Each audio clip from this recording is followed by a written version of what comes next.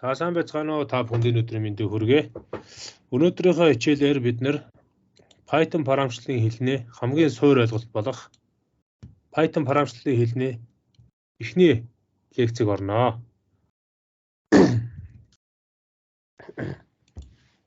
За энэхүү хичээлээр бид нэр дараах сэдвийг судалж үзнэ. Python програмчлалын хэлний хамгийн чухал эхний суур хичээл болох компьютерийн програм хэрхэн ажилладаг вэ? Python хэлний орчин гэж юу вэ? За стандарт оролт гаргалтын өгдлүүдийн төрлүүд, операторуудын талаар дэлгэрэнгүй үзнэ. За энэхүү хичээлийн суралцсан үр дүнгийн хувьд компьютерийн програм хэрхэн ажилладаг алхмуудыг тайлбарлах, Python хэлний суур ойлголт, программын орчноо бэлтгэх, за print, input функцууд, int, float, str гэх мэт төрлүүдийг хэрхэн хэрэглэх, за тэгээд дээрэс нь операторуудыг хэрхэн хэрэглэх талаар дэлгэрэнгүй үзнэ. Компьютерийн програм хэрхэн ажилладаг вэ? Програм гэдэг зүйл болохоор компьютерийг ашиглах боломжтой болгодог ийм зүйл байгаа. Хамгийн хүчирхэг компьютерч програмгүй бол зүгээр л нэг ид зүйл байна. Төгөлдөр хуурн тоглох хөнгүү бол зүгээр модон хайрцаг болдгийн нэг жишээгээр компьютер нь програм байхгүй бол зүгээр нэг энгийн техник хангамж төдий зүйл болж хувирах юм аа. Компьютер нарийн төвөгтэй ажлуудыг гүйцэтгэх чадвартай ч үндсэн шинж нь огт өөр байдаг. Компьютер зөвхөн машингийн үйлдэлүүдийг гүйцэтгэх боломжтой байдаг. Төвөгтэй математикийн функцийг өөрөө гүйцэтгэж чаддаггүй.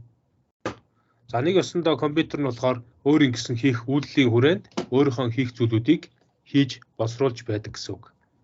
Орчин үеийн компьютерууд нэмэх хуваах гэх мэт суур үйлдэлүүдийг маш хурдан хэдэн зуун, мянган удаа давтан гүйцэтгэх юм чадвартай болсон.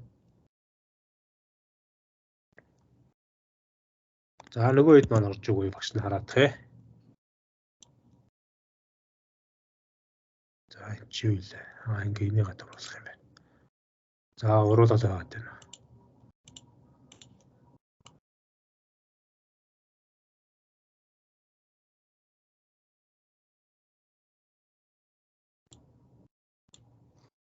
За яг хөө явж лээ, учир нь олдох байлгүй.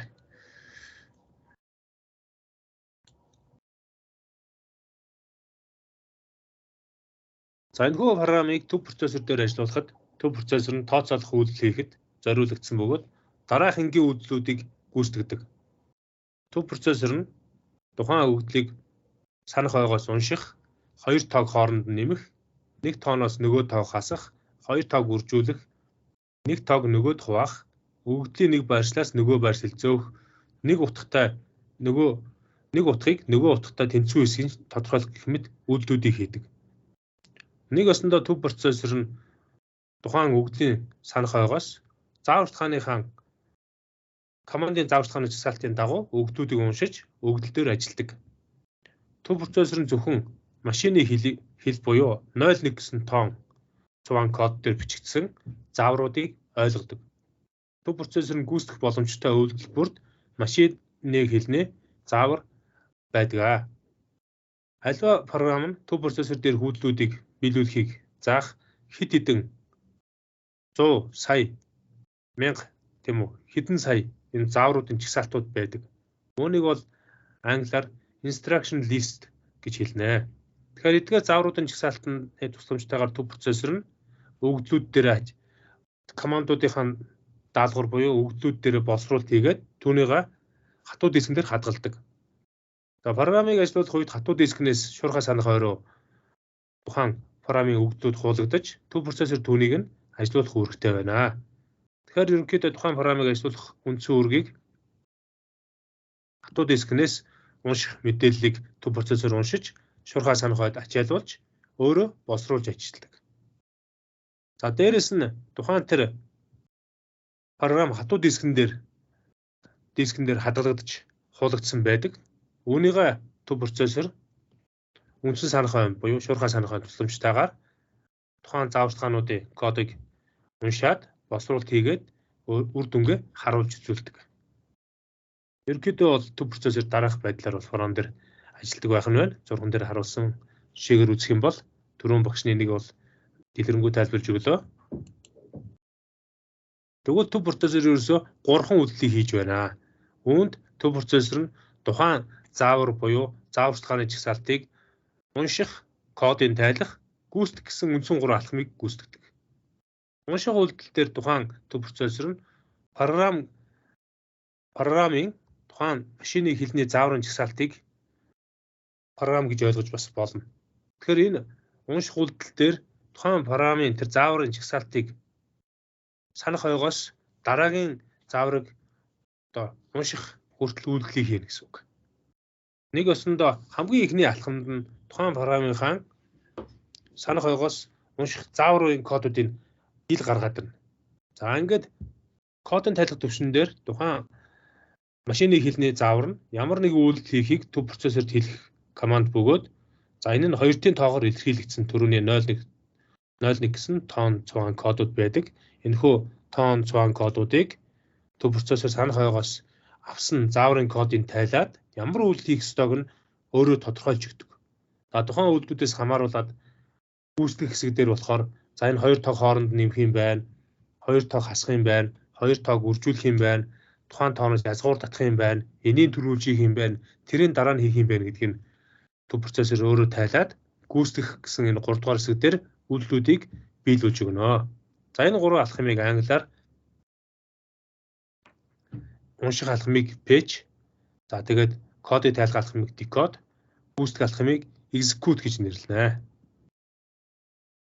За кодыг тайлах, унших, кодыг тайлах, гүйцэтгэх энэ 3 алхмыг мөчлөг хэлбэрээр нь тайлбарласан зурган дээр харагдсан байна. Эхлээд төв процессор програмын дараагийн зааврыг гаргаж уншина.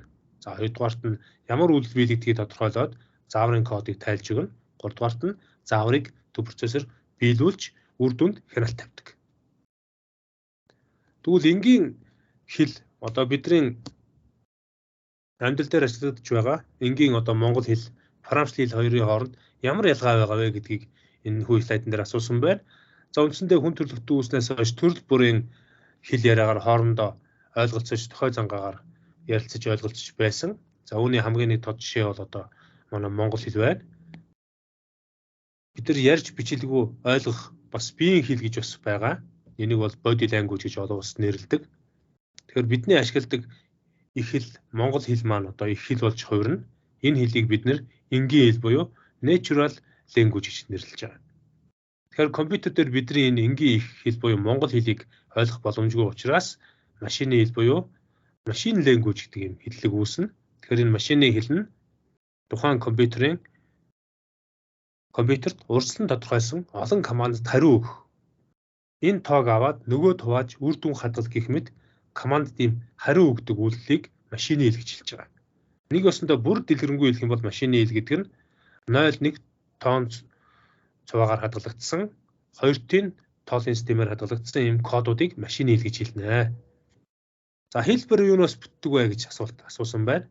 За бидний мэддэг бүх хэлнүүд дараах үндсэн дүрм зүйлтэй байдаг. Нэгдүгээрт нь цагаан толгой.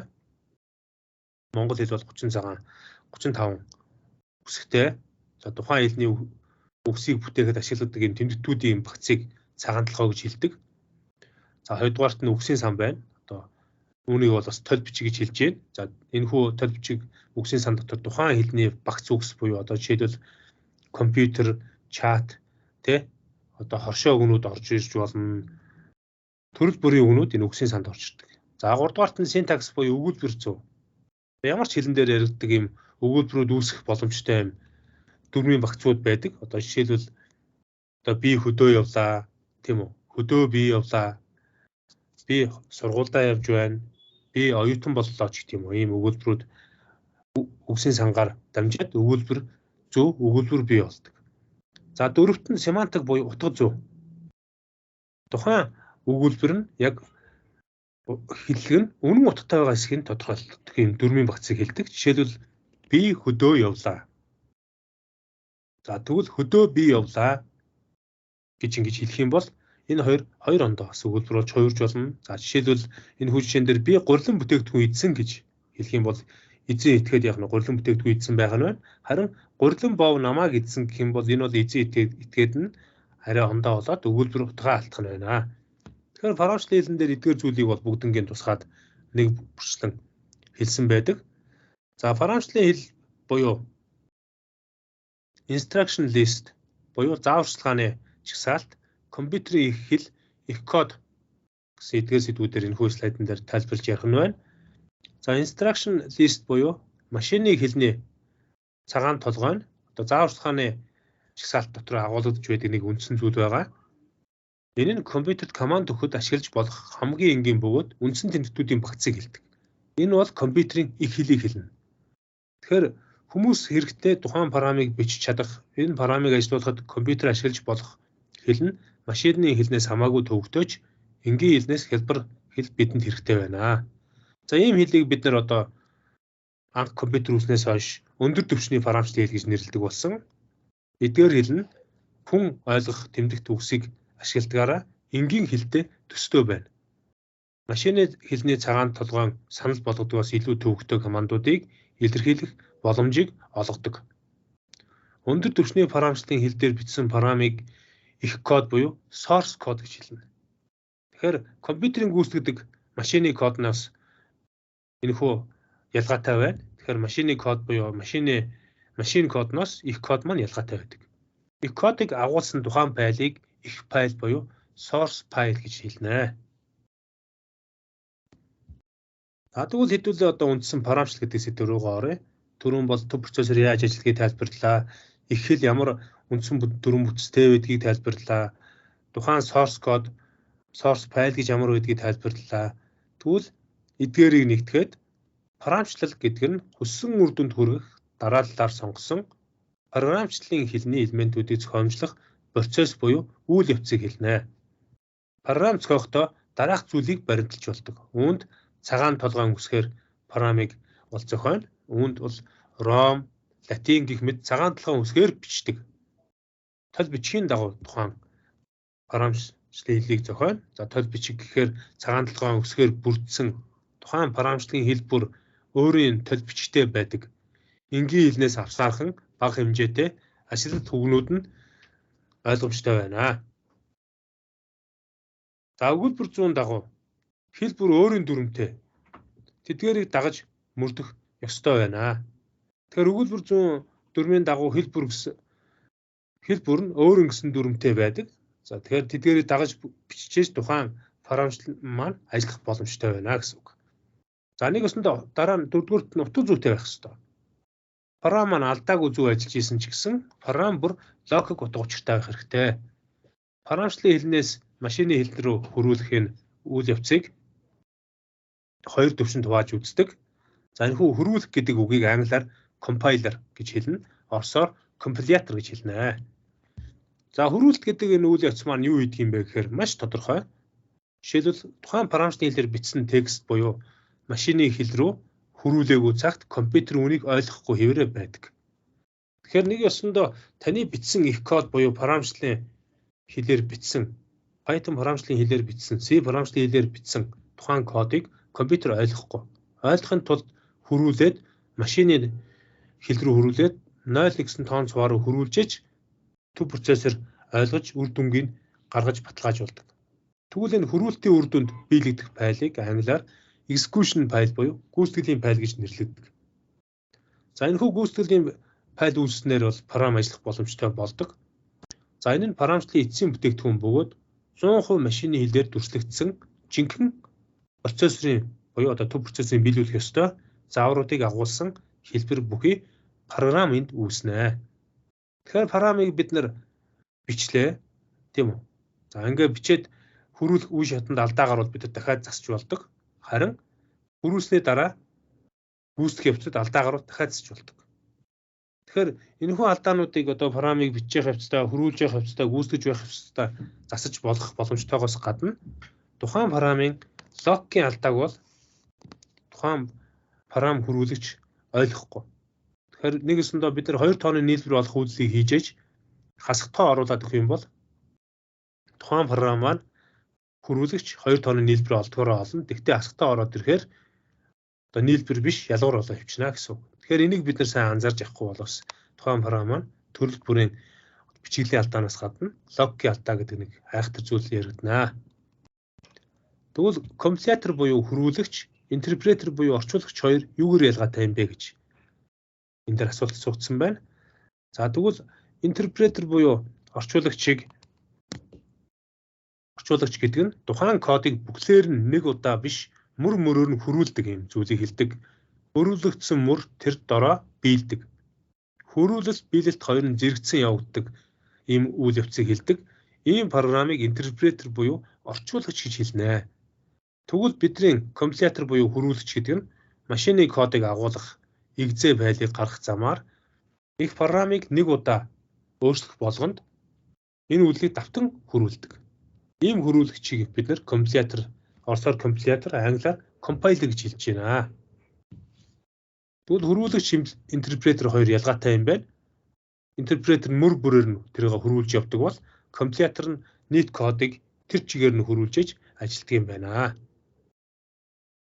Одоо бидний үзэх гэж байгаа Python програмчлалын хэл, PHP програмчлалын хэл, Ruby, JavaScript гэдэг програмчлалын хэлнүүд интерпретер буюу орчуулагч төрлийн талдаа ордог.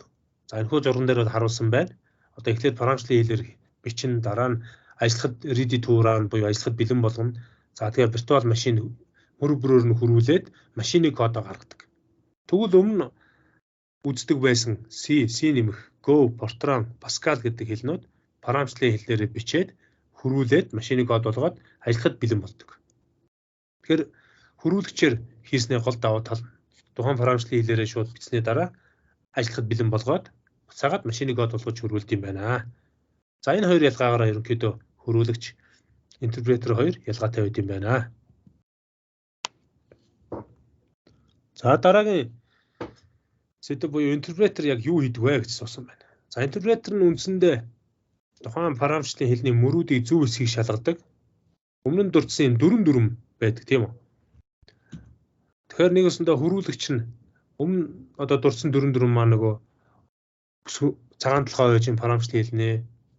Үг зөв, үгийн сан байж гэн. За өгүүлбэр зөв, логикийн алдаа буюу одоо утга зүйн алдаануудыг ярьсан. Үүнээс гадна хөрвүүлэгч алдаа олмогц тэр даруйд нь ажлыг зогсоож алдааны мэдээллийг өгнө. Нэгсэндээ error message-ийг өгнө. За ингэснээр интерпретер алдаа хаана байгааг шалгаад ямар учраас гэдгийг мэдээлж өгнө.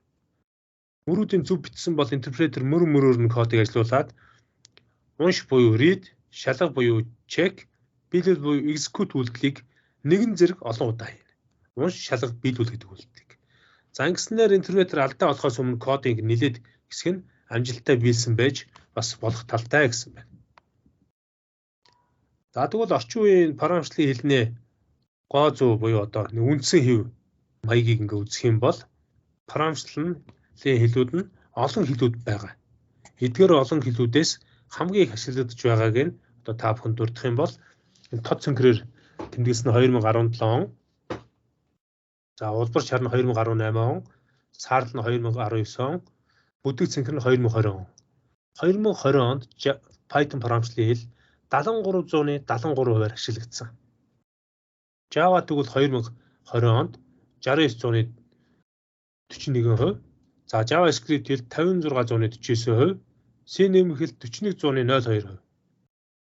За C# хэл 3192% гэх мэт шиг ашиглагдсан байна. Тэгэхээр эдгээрээс хамгийн ашиглагдж байгаа нь Python програмчлалын хэл байх нэ.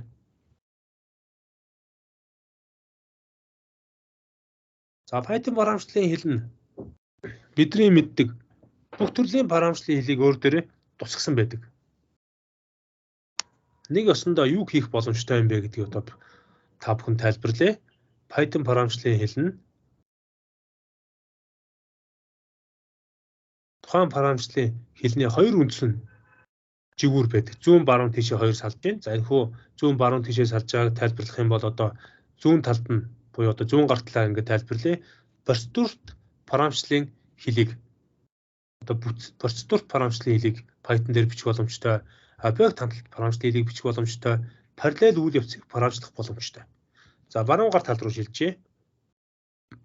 Баруун гар талд процедурт програмчлалын хэлийг бас мөн хийх боломжтой хэвээрээ. За функц програмчлалын хэл буюу одоо функционал програмчлалын хэлийг хийх боломжтой. Өгөгдлийн сангийн үйл явцыг одоо програмчлах боломжтой. Нэгэсэндээ Python маань энэ бүх програмчлалын хандлагуудыг өөр дээрээ бүрэн шингээсэн хүчрхэх програмчлалын хэл юм аа. Тэгэхээр эдгээр бүгдийг шингээсэн гэдэг маань Python маань одоо нэгэсэндээ Java, C++, C#, PHP тийм үү.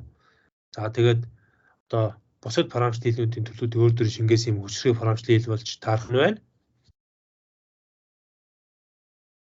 За дараа нь хэдүүлээ Python хэлний суур ойлголтыг товчоор үзье.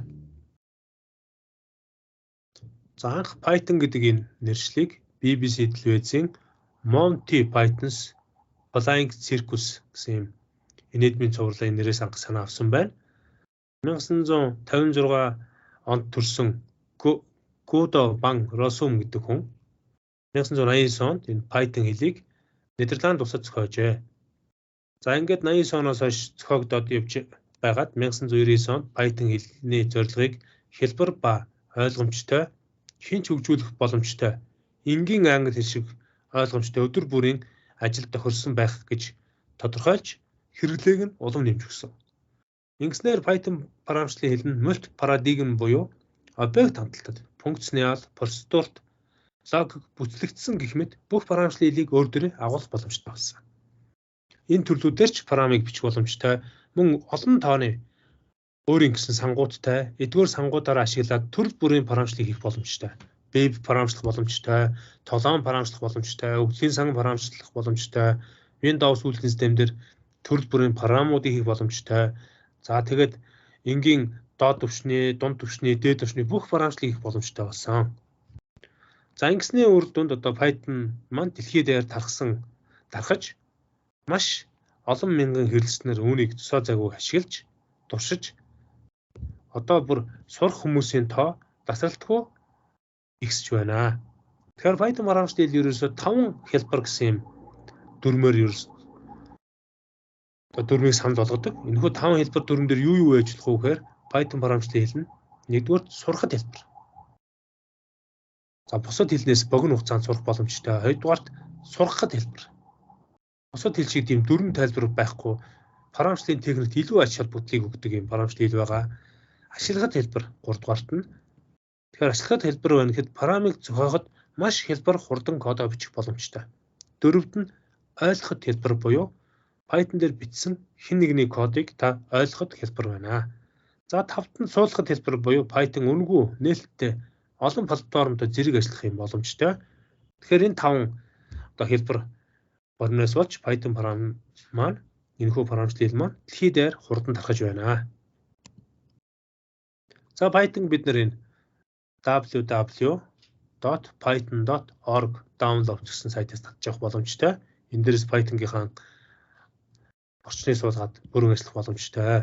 Тэгэхээр Python дээр хэд хэдэн зүйлүүд яригддаг. Одоо бид нэр кодоо бичээд ямар нэгэн одоо алдаа гарах юм бол код засварлагч буюу editor бидэнд тусалдаг. За console хэсэг дээрээс бид нэр өгдлөө өгж ажилуулдаг. За дараа нь debugger-аас алдааг илрүүлж тухайн алдаа нь хаана байгааг нь алхмаар нь бид нар гүйцэтгэх боломжтой. Тэгэхээр алдаагаа олоод өөрсдөө тэр алхмаар алдааныхаа зааврыг үзээд засаад ажилуулах боломжтой байдаг.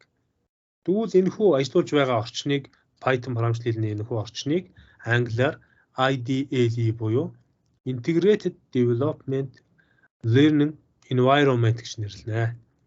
Тэгэхээр хөгжүүлэлтийн нэгдсэн орчин буюу энэ IDLE-г маань програм хангамжийг хөгжүүлэх цогц боломж олгодог програм хангамж юм а гэж ойлгож болно. За бидний хичээлийн ерөнхийдөө суур үзэх боломжтой Python IDLE маань дараах дэлгэсэнд байгаа шиг ингэж харагдаж байна. За гэвч бид нар энэ Jupyter Notebook-ийг бол програм дээр ашиглаж байгаа. Тэгэхээр Jupyter Notebook маань болохоор ерөнхийдөө маш хурдан авсаархан юм ажиллах боломжтой програм хангамж байдгийг. За энийг өгс нь одоо товчоор та бүхэн тайлбарж үзүүлье.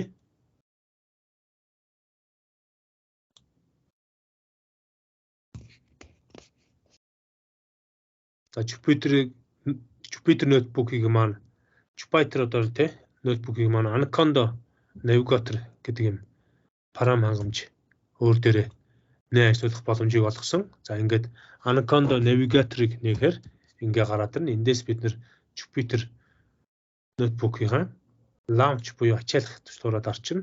За Jupyter ноутбук ажиллаж байгаа бол энэ терминалыг хаагаад хэрэггүй байдаг. Дээрэс нь одоо энэ нэгдэх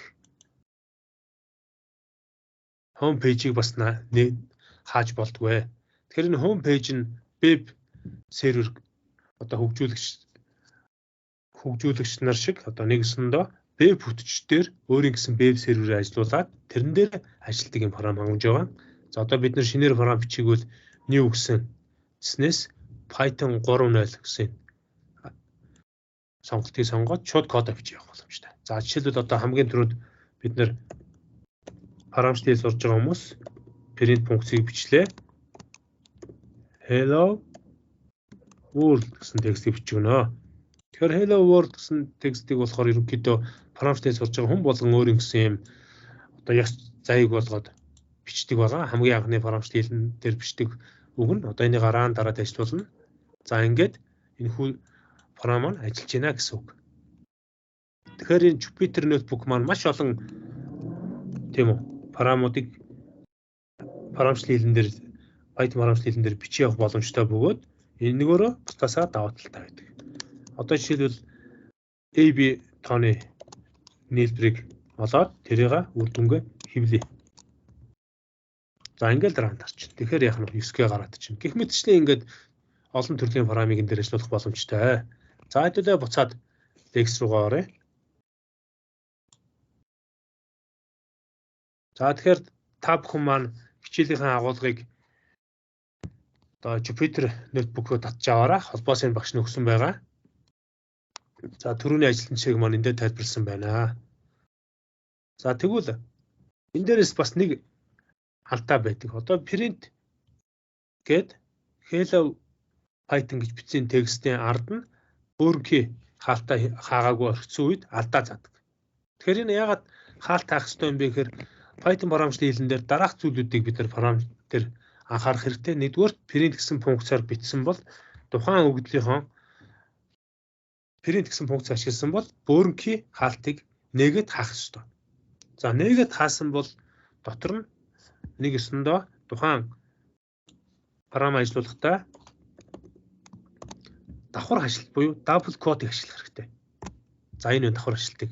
Тэгэхээр энэ хөө давхар хашлтыг ашиглаагүй улмаас алдаа заадаг. За одоо хэдүүлээ ажиллуулад үзье. За hello гэсэн текстийг өглөө. Run ажиллаж байна тийм үү? За арын өөрийнхөө халтыг авсан байхад алдаа заагаад ажиллахгүй. Incomplete input буюу тэ энэ оролтын утга дуусаагүй байна гэсэн байна шүү дээ. За ингээ арын хаалтаа өөрийнхөө халтаа тавьчихаар ажиллаж байна. За тэгвэл хоёр талын ажилтны нэг нь байхгүй байх тус алдаа заана. За ингээ алдаа заагаад гараад ирдэг. За ажилтаа хийчихэр алдаа заахаа болно. Тэгэхээр Jupyter ноутбукны даваа тал нь та яруу зөв бичсэн байвал яг нь арын үндсэн функцээсүүд ногоонороо гараад ирнэ. Хэрвээ нэг нь л устгахад арын өөргөлт улаан болчихж байна. Ингээ алдаагаа өөрөө хилээд өгдөгөөрөө бусад програмуудаас бас даваа талыг олгоно. За ерөнхийдөө Python програмчлалын дээр тэр бусад програмчлалууд дээр алдааг заадаг юм дөрвөн үндсэн зүйл байдаг. Энэ дээрээс trace back гэхээр одоо тухайн тэр програмын яг хаана алдаа байгааг нь зааж өгдөг. Тэгэхээр trace back нь одоо нэг өсөндөө буцааж мөрдөх зам буюу програмын янз бүрийн эсгүүдээр дамжин өнгөрөх замыг зааж өгдөг. Одоо тухайн файлын хаана хадгалагдсан байгаа гэдэг байршлыг зааж өгнө. За дараа нь тухайн кодон дээр алдаа нь хаана байгаа гэдгийг мэдхийн тулд алдааны байршил буюу алдааг агуулсан файлын нэр, мөрийн дугаарыг модулийн нэрийн хамт буцаадаг. За дараа нь алдааны мөрийн агуулгыг одоо үзүүлдэг. Энэ дээр тухайн мөрийн дугаар алдааны бичиглэлийг харуулдаг. За дараа нь алдааны нэр буюу түүний тухай богино тайлбарыг өгдөг. За энэ хүү жишээн дээр болохоор яг нь trace back функцийн тусламжтайгаар C дискэн дээр тийм файл хадгалагдсан байна. За алдааны мөрөн 4-р мөрөн дээр алдаа нь байна. Тэн дээр ямар алдаа байгаа юм бэ гэхээр x тэнцүү boring function гэсэн энэ мөрөн дээр алдаа байна гэсэн байна. За тэнгууд алдааны нэр нь юу юм бэ гэсэн чинь name error name boring function is not defined буюу нэгсэндээ boring function нь зарлагдаагүй байна гэдэг алдааг зааж өгсөн байна. Ингээд бид нар алдаагаа олж мэдэх бүрэн боломжтой гэсэн үг. Тэгэхээр Python програмчлалын хэлэн дээр бид нар програмыг хөгжүүлэх үндсэндээ 5 үе шаттай байдаг. Энэхээр 5 үе шатын 1-р үе шат нь програмыг зохиомжлох, ямар бүтцтэй ямар програмыг зохиох эндээ тодорхойлж өгдөг. 2-дугаарт нь код бичих. Python хэлний синтакс буюу дүрмийн дагуу та кодоо бичих гэж болдог. Энэхүү кодын дагуу бид нар тухайн програмаа ажиллуулнаа. За 3-дугаарт нь синтаксын алдааг засах буюу одоо бичиглэлийн алдааг мэдээллийг уншиж түүний дагуу алдаануудаа засаад дахин ажиллуулах боломжтой байдаг. За 4-дугаарт нь програмаа туршиж тест хийж ажиллуулж үздэг. Хэдийгээр бичиглэлийн алдаагүй буюу синтаксын алдаагүй болсны дараач логик алдаа байх магадaltaй. Ийм учраас логик алдаа нь буруу үр дүнд гарахад хүргэдэг юм алдаа байдаг. Тэгэхээр үүнийг та нар засах хэрэгтэй гэсэн үг. Тэ бид нар засч сурах хэрэгтэй. Энэхүү алдааг програм зохиож байгаа хүмүүс буюу бид нэр засах хэрэгтэй. За логик алдааг засснаар тухайн програм нь алдаагүй ажиллах боломжтой болж өгдөг. Тэгэхээр энэхүү 5 үйлдэлийг бид нар байнгын хийж туршиж байдаг байх нэ. За стандарт оролт гаргалтын өгдлүүдийн төрлийг багшин товчоор тайлбарлая. Python програмчлалын хэлэнд тийм үү гаргалтын буюу одоо үр дүнгийг дүрсгэхийн тулд бид нэр print функцийг ашигладаг. Тэгэхээр энэхүү print функц гэдэг маань ерөнхийдөө гаргалтын өгдлийг дэлгэсэнд гаргах юм функцийг хэлж байна. Тэгвэл функц гэдэг нь аливаа өгдлийг биелүүлэхийн тулд урьдчилан бичсэн кодын хэсгийг хэлнэ. Python-д олон өгөгдмөл функцууд байдаг. Жишээлбэл түрүүн багш нь тайлбарлаж өгсөн print гэдэг бөөрийн алтан дотор функцаа бичигөөд давхар хашлан дотор юм уу дан хашлан дотор hello world гэдэг текстээ бичигөөд enter дарахад hello world гэсэн текст дэлгэснээр хэвлэгдсэн байна. За энэхүү хэвлэгдсэн hello world гэдэг маань одоо тэмдэгтүүдийн дарааллыг тэмдэгтүүд бөгөөд энэхүү одоо энэ мөр нь тэмдэгтүүдийн дарааллыг агуулж байдаг. Тэгэхээр тэр тэмдэгтүүдийн дарааллыг агуулдаг тэр зүйлийг тэмдэгт мөр гэж буюу string гэж нэрлэдэг байгаа. Тэгэхээр тэмдэгт мөрийг бид нэр дан юм уу давхар ажилтан дотор хийж өгөх боломжтой. Тэгэхээр дан юм уу давхар ажилтан дээр хийсэн чинь энэхүү тэмдэгт мөрүүд ажиллах боломжтой байдаг. Одоо бид таашд үзүүлье. Одоо print гэдэг дан ажилтан дотор Улаанбаатар гэвчдэг. За ран дарыг ажиллаж чинь тийм. За тэгэхээр давхар ажилтан дээр бичсэн ч гэсэн энэхүү текст маань ажилладаг гэсэн үг. Давхар ажилтан дотор одоо ийм зүйлийг бичье. За тэгээ ран дарыг. За ингэ ажиллаж байгаа нь харагдаж байна. Тэгэхээр дан давхар ажилт хоёр ялгаагүй ажилладаг байх нэ. Тэгэхээр олон мөр одоо тэмдэгтийг гурвалсан давхар ажилтанд хийж өгөх боломжтой. За хэдүүлээ Python дээр ажиллуулад үзье. Олон мөр тэмдэгт бай гэж бодъё. Print гээд яг нь double quote бичлээ. Дан хашлтаа бичлээ. За тэгээд дотор нь маш олон. Улаанбаатар is төтэ Asian city monopoly. За ингээд бичиж явах юм. Нэг мөр унгаачлахгүй биш байх.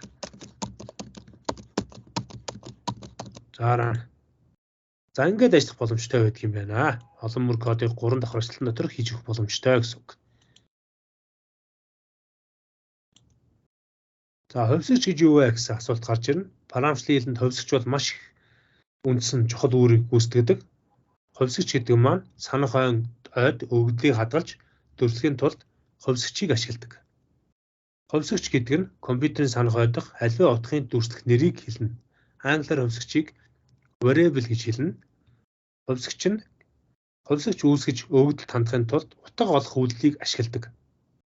Тэгэхээр бусад програмчлалын хэлнээс ялгаатай нь Python програмчлалын хэлэнд хувьсгч зарлах үйлдэл байдаггүй. Нэг өсөндөө хувьсгчид анхны утга оноож өгөхөд хувьсгчийн төрлийг автоматар тодорхойлдог давуу тал нь орж байгаа юм. Тэгэхээр тухайн утга олох үйлдлийн ерөнхий хэлбэрийг англиар үзэх юм бол variable гэдэг тэнцүү expression гэсэн үйлдэлд орж иж. Нэг өсөндөө та хувьсгчийн нэрээ урд нь тавина, тэнцүүгийн тэмдэг тавилаа, ард нь үйлдэлээ буюу одоо тухайн хувьсчид утга оноогох юм уу, үр жих бах үйлдэл хийх юм уу гэдгээ шийдэж хийж өгөх боломжтой. За энэхүү жишээн дээр var гэсэн хувьсгчид нэг гэсэн утгыг оноогоод тэгээ print функцаар where-ийн утгыг хэвлэсэн байна. Тэгэхээр дэлгэсэн нэг гэсэн утга хэвлэгдсэн жишээг бол энэ дээр харж байна. За өмнө үүсгэсэн хувьсгчид энэ утгыг оноо гэвэл маш амархан. Тэгэхээр тухайн хувьсгчид энэ утгыг оноохдоо бид нэр утга олох оператор буюу тэнцвүүгийн тэмдгийг ашигладаг. Тэгэхээр энэ тэнцвүүгийн тэмдэг ашиглахдаа бид нэр хамгийн гол нэг зүйл нь юу юм анзаарах уу гэхээр баруун талын аргумент нь зүүн талын аргументэд утга болон оноогдож өгдөг. Баруун талын аргумент нь оператор гэсэн үг ба урд нь тодорхойлсон тийм хувьсгчийг агуулсан нийлмэл илэрхийлэл байж болдог. За энэ хүү жишээн дээр яах нь вэ? Where гэсэн хувьсгчид нэг гэсэн утгыг өгөөд print where-ийн утгыг хэвлсэн байна. Дараа нь where гэсэн хувьсгчид where дээр нэг буюу өөр дээр нэгийг нэмээд буцаагаад өөрийг хэвлсэн байна. Тэгэхээр нэг усандаа нэг дээр нэгийг нэмэхээр хоёр болж утгын солигдно гэсэн үг. За тэгвэл програмчдын хэлбэн дээр яагаад тайлбар хийдэг вэ? Яагаад комент хийдэг вэ? Хэрхэн хизээ хийх боломжтой вэ гэж хүмүүс асуудаг. Тэгэхээр бусад хүмүүст парамын болон хувьсгчийн утгыг тайлбарлах хэн хизээ түүнийг бичсэн тухай тайлбар хийх боломжтой байдаг. Заримдаа олон улсын төсөл дээр ч тэр тийм үү. Тухайн өдөрт хийсэн ажлынхаа source кодныхоо бичсэн source кодныхоо ард нь тайлбар хийх хэрэгтэй болдог. Тэгэхээр энэ хүү тайлбарыг бол парам зохиож байгаа парамистууд хийдэг. Тэгэхээр энэ хүү тайлбар дотор тухайн код яагаад чухал байгаа гэдгийг тайлбарлаж бичиж өгдөг. Тэгэхээр тухайн тэр тайлбарлахдаа хувьсгчийн үүргийг тайлбарладагч хувьсгчийн нэрийг хоёрдмол утгагүй нэрлэх нь одоо шилдэг арга байдаг гэсэн үг. Тэгэхээр нэг өсөндөө тайлбар нь тухайн кодыг яг юу хийж байгааг нь тайлбарлах үндсэн тайлбар болж өгч байна. Тэгэхээр тайлбарыг бид нэр одоо бичихтэй маш энгийнээр бичих боломжтой байдаг. Одоо жишээлбэл түрүүний энэ үйлдэл дээр бид нар яах нь тайлбарыг бид нар Python програмчдын хэлэн дээр чагт гэж бичээд 2 тооны нийлбэр олох програм гэдэг ингээд тайлбар бичээд өгч болж байна. За эсвэл тийм үү би хувьсгчийн араас чагтаа тавиад би хувьсгчид 5 гэсэн утга оноож байна гэж ингэж бичиж болно. За гэх мэтчлэн ингэж тайлбарыг хийх боломжтой. За дараагийн слайдн дээр өгөгдлийн төрлийг бол тайлбарласан байна. Тэгэхээр Python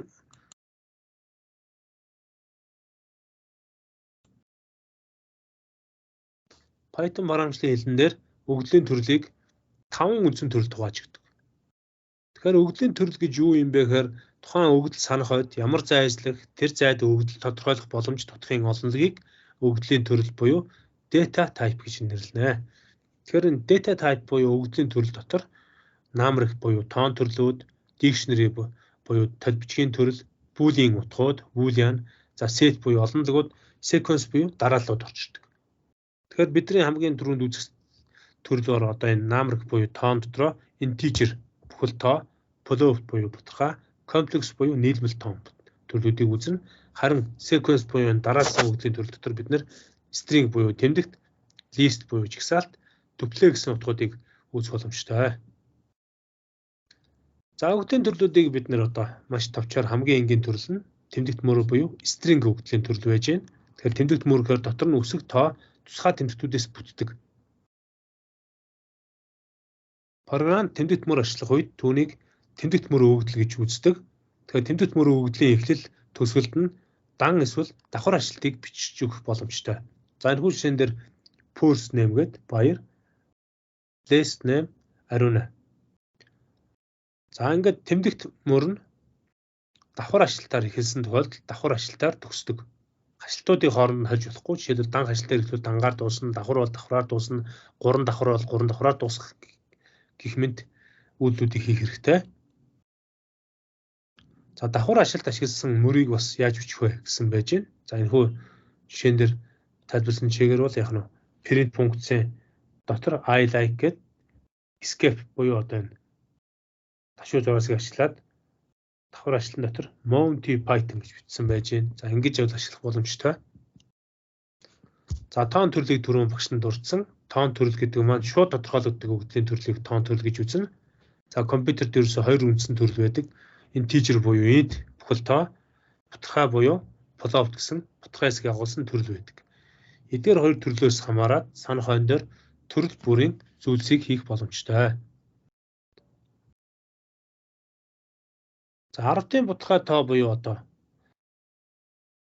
пловт будгай тооны талаар товч дурдъя. Энэ дээр ерөөсөд таслал ашиглахгүйгээр будгай тооны төлүүдийг бичдэг. Жишээлбэл 2.5, 0.4, цэг 5 гэх мэтийн тоонууд нь бүгд будгай тоог илэрхийлнэ.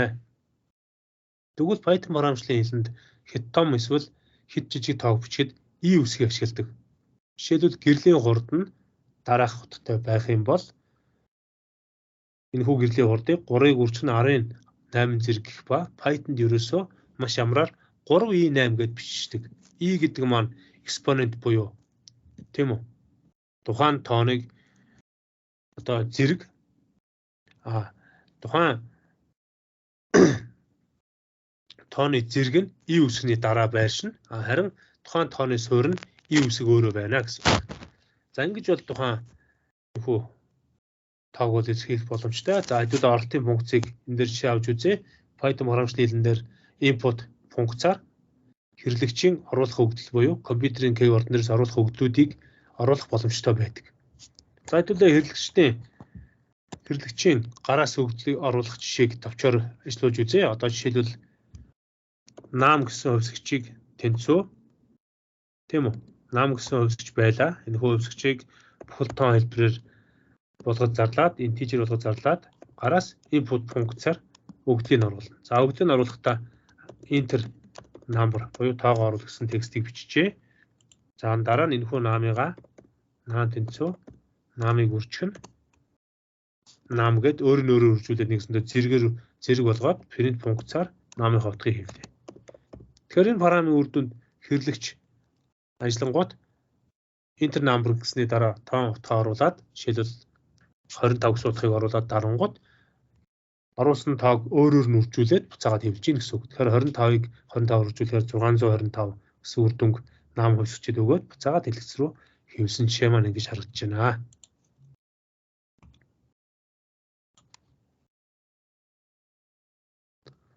За тэгвэл хэдүүлээ функцийн төрөв үзсэн дараагийн жишээ рүү оръё.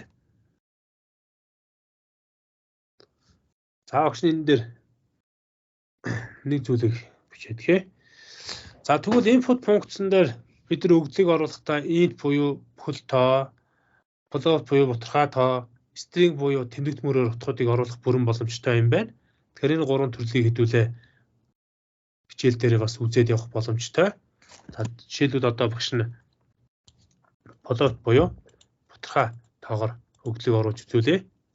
За түрүүний int number гэсэн утгын int-ийн float болгоо хувилах чинь. За тэгээ ажиллуулахад бутархай тоог гараас авах боломжтой. Жишээлбэл 467 тооныг бутархай тоогоор аваад зэрэг төвшүүлээд хэвлсэн байна.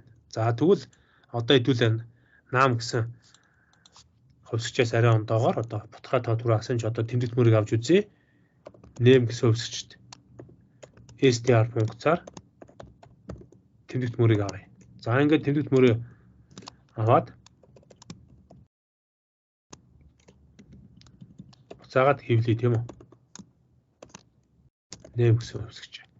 За ажлуудад үзэхээр бид нэр гараас дурын тэмдэгт мөрийг оруулах боломжтой. Ulaanbaatar City. За ингээд энэ тэмдэгт мөрийг 2023-сан тэмдэгт мөрийг аваад буцаагаад хэлсэн дээр хэвсэн жишээ маань энэ дээр байна. За тэмдэгт мөрийг str гэсэн хувьсгчаар авах боломжтой юм байна. За дараагийн слайдн дээр бид нэр юу зөвхөр оператор буюу үйлдэлүүдийг үзье. За Python програмчлалын хэлэн дээр нэмэх үйлдэлийг нэмэх тэмдгээр, хасахыг хасах тэмдгээр, үржихийг дан үржих тэмдгээр, зэрэг төвшүүлэхийг давхар үржих тэмдгээр, хуваахыг хуваах тэмдгээр, бүхлээр хуваахыг давхар хуваах тэмдгээр, за харин үлдэгдэлтэй хуваахыг тийм үү? Процент буюу хувь тэмдгээр илэрхийлдэг. За тэгвэл эдгээрийг хэдүүлээ ажиллуулж үзье. Тэгэхээр ажиллуулахад маш тавч тодорхой үйлдэлүүд гардаг. Жишээлбэл за A гэсэн хувьсгчд 60 гэсэн утгыг өгье. B-д яах нь вэ? За 20 гэсэн утгыг өгье. За тэгвэл яах нь вэ? C хувьсгчд A дээр нэмэх нь B үйлдэлээ хийж болно. D өвсгчд яг нь A-с асах нь B үйлдэлийг хийж болно. E өвсгчд A-г үржих нь B үйлдэлийг хийж болно. F өвсгчд A-г хуваах нь B үйлдэлийг хийж болно. За тэгвэл H хувьсгчд яах нь вэ? A-г давхар хуваах нь B хувьсгчаар хийж болно. За энийг P-гээр Q-гээр хэдүүлээ бүхэл үйлдэлтэй авах учраас 15 гэд хийчихье. За дараа нь J хувьсгчэнд тийм үү 60-ыг процент хуваагаад за A-г тийм үү процентлоод хувьд 15 хувааж байгаа жишээг үзье. За ингээд хэдүүсээ одоо хэвлээд үзье тийм үү. Parent C. За одоо дараа нь яах нь бид нэр print D, print E, за дараа нь print E, print F болгоод одоо сүүлийнх нь print H, за хамгийн сүүлийнх нь print J. За тэгэхээр ингээд ажиглаад үзэхээр төрөл бүрийн утгууд гарч ийн. За жишээлбэл print C дээр 2 тооны нийлбэрийг гаргасан байна. За харин print D дээр ялгарыг гаргасан байна. E дээр үржирийг гаргасан байна. За F дээр A-г B хуваасан үр дүнг гаргасан байна. За тэгээд дараа нь H дээр A-г одоо 60-ыг 15 хуваагаад бүхэл үйлдэл буюу 4-ийг гаргасан байна. Харин 60-ыг 15 хуваагаар үйлдэл нь яах нь тэг гарсан байна. За энэ 60-ыг хайдуулъя юм болгоч. Энэ дээр 61 гэдэг тоог 15 хуваагаад юу гарахыг харъя. Харин бутархай үйлдэл нь 1 гарч байна энэ дээр. За гэх мэтчлэн ийм үйлдэлүүдийг бид нар хийх боломжтой.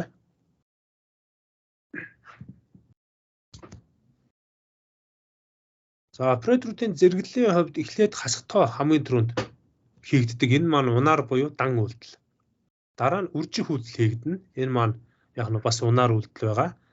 За үржих үйлдэл гэхээсээ илүү бас зэрэг үйлдэл маань төрүүлж хийгдэнэ. За үүний дараагаар үржих, хуваах, бүхлээр хуваах, үлдэгдэлтэй хуваах үйлдэлүүд маань хийгдэнэ. За хамгийн сүүлд нь нэмэх, хасах үйлдэлүүд маань хийгдэнэ. Тэгэхээр сөрөг тооны үйлдэл маань хамгийн түрүүнд хийгддэг байх нь байна. За дээрэс нь синтакс хэлбэрээр бичгтээ тухайн тэмдэгтүүдийн хостыг зөв бичсэн хэсгийг шалгаж байх хэрэгтэй. За жишээлбэл яах нь 3 дээр нэмэх нь 2, үржих нь 4 гэсэн юм үйлдэлийг хийхэд алдаа заана. Яагаад гэхээр тэр 3-ын араас бүркэлт бичээд өгсөн учраас алдаа заасан байна. За дараа нь семантик буюу кодыг ажиллуулах үед тэмдэгтүүдийн хослол нь зөв заавар мөн эсхийг шалгах хэрэгтэй. 89.4-ийг тэгд хуваахаар тэгд хувааж болохгүй учраас алдаа гарах жишээ нь энэ үйлдэлүүдийг бид нар мэддэг байх хэрэгтэй. За энэ хүү лекцийг дүгнээд товчоор хэлэх юм бол одоо програм маань төв процессор дээрх үйлдэлүүдийг биелүүлэхийг заах хэд хэдэн 100 одоо 1000 сая тэрбум үйлдэлүүдийг өөртөө агуулсан юм зааврын жагсаалт байдаг. За энэ хүү зааврын жагсаалтын төв процессор нь унших, кодыг тайлах, гүйцэтгэх гэсэн 3 алхмаар гүйцэтгэдэг. Унших алхам тухайн програмыг машины хэлний зааврын жагсаалтыг уншихад бэлэн болгож санах байгаас гаргаж ирдэг. Кодыг тайлах явцад тухайн машины хэлний зааврыг ямар нэг үйлдэл хийх нь төв процессорт хэлэх команд бөгөөд за энэ нь одоо 2-ын тоогоор илэрхийлэгдсэн байдаг. Энийг кодыг төв процессор тайлж ажиллуулахад бэлэн болгоод тавьдаг. За 3 дугаар алхам дээр нь буюу гүйцэтгэх явцад энэ хөө алхмынхаа үр дүн гаргаж гүйцэтгэдэг байгаа. Python програмчлалын хэлнийг 1989 онд Guado van Rossum зохиосон байдаг. За энэ хүү Python програмчлалын хэл нь олон түвшинд ашиглагдах боломжтой. Объект хандлт, функционал, процедурт, логик бүтцлэгдсэн бүх төрлөөр юм програмчлалыг хийх боломжтой. Ийм дэлхийд даяар тархсан одоо түгээмэл ашигладаг програмчлалын хэл болж хувирсан байгаа. Тэгэхээр Python програмчлалын хэл нь өөрийн маш олон тооны сангууд байдаг. Энэ хүү сангаараа төрөл бүрийн програмчлалыг хийх боломжтой байдаг. Хурдан, бүтээмжтэй, бүрэлдэхүүн эсгүүдийг ашиглагдсан юм програмчлалын хэлний нэг төрөлд ордог. Тэгэхээр Python програмчлалын хэл нь маш энгийн, бичсэн мөрүүд нь маш энгийн байдаг учраас маш хурдцтай програмчлалын хэл болж одоо дэлхий дээр төгсөн байна. За Python барамжлалын гаргалтын үр дүнг бид нэр print функц дотор ашиглаж бичдэг. За Python барамжлалын дээр үйлдэл хийхдээ бид нар эхлээд товсгочоо бичээд тэнцвүүгийн тэмдэг тавиад ард нь үйлдэлээ тавьж өгдөг. Input функцаар бид нар компьютерийн keyboard-ноос хэрэглэгчийн оруулах өгдлийг оруулж өгөх боломжтой байдаг. За мөн компьютерийн гарнаас бутархай, бүхэл тоон, тийм үү, тэмдэгт мөр өгдүүдийг оруулах боломжоор хангагдсан байдаг. За дээрэс нь Python барамжлалын нэмэх хасах үржих хуваах үйлдэлүүд бүгд өөрийн гэсэн тэмдэглэгээтэй буюу үржих хасах хуваах, тийм үү, нэмэх тэмдэглэгээнүүдээр тэмдэглэгддэг. За дээрэс нь давхар үржих үйлдэлийг одоо зэрэг олох үйлдэлийг давхар үржих үйлдэлээр илэрхийлдэг. Үлдэгдэлтэй хуваая гэвэл хувийг ашигладаг. За бүхлээр хуваая гэвэл давхар хуваах тэмдгийг бичигдэг. Гэх мэтчлэн ийм зүйлүүдийг хийдэг байна. За ингээ өнөөдрийн лекцийг сонссон та бүхэнд баярлалаа. Анхаарал хандуулсан та бүхэнд бас дахиад баярлалаа гэдгийг хэлье. Дээрээс нь та бүхэн маань багшийнхаа энэ одоо хөтөлж байгаа Pro EJ сувгийг subscribe хийгээд дагаарай.